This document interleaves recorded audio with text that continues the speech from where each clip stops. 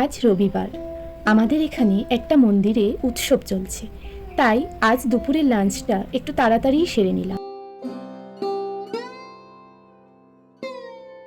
তারপর রেডি হয়ে বেরিয়ে পড়লাম মন্দিরের উদ্দেশ্যে।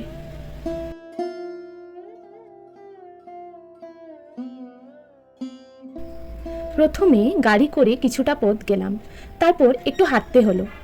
হাঁটতে হাঁটতেই দেখতে পেলাম পুকুরে কত সুন্দর করে হাঁসগুলো স্নান করছে আর জল খাচ্ছে। সত্যি বলতে এমন সবুজে ঘেরা জায়গা আমার ভীষণ ভালো লাগে।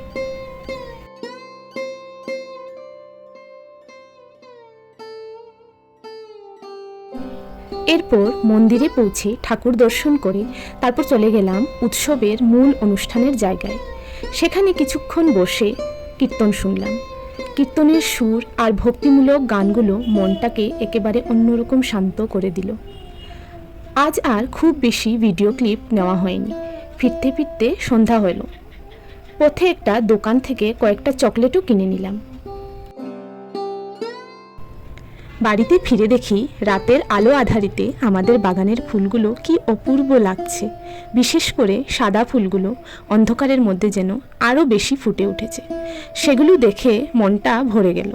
তারপর ঘরে এসে চকলেট খেয়ে নিলাম আর রাতে হালকা ডিনার সেরে দিনের ক্লান্তি নিয়েই ঘুমিয়ে পড়লাম। আজকের দিনটা ছিল একটু শান্ত, একটু আনন্দের। আপনাদের আজকের দিনটা কেমন লাগলো অবশ্যই কমেন্ট করে জানাবেন। সবাইকে টাটা।